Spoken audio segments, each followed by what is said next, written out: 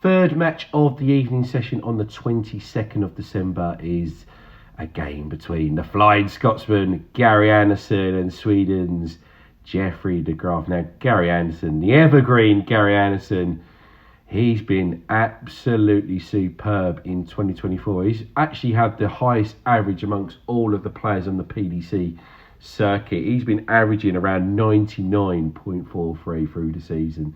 So he's up there. He's up there with the Littlers and the Humphreys of this world through the season. And he just seems to be getting better and better, going into his 50s now. And he's got an opponent in Jeffrey de Graaf, who isn't a bad player. He averages around about 89 this year himself.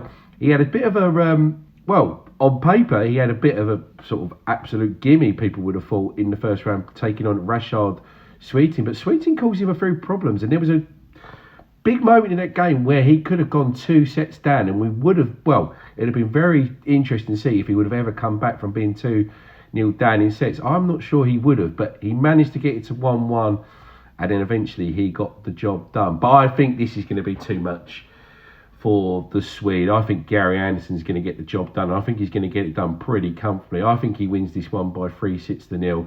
And of course, I expect him to dominate on the 180 hit, and he's, I believe, the most prolific 180 hitter as well through the season. He's averaging 0.40 180s per leg. So you've got to expect a fair few Gary Anderson 180s, I think, today.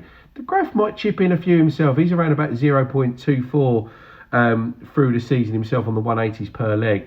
But I think Anderson's going to be the one that dominates still there. So Anderson to win 3-0, Anderson to hit the most 180s. I think there might be a couple of other 180s as well from his opponent, de Graaf.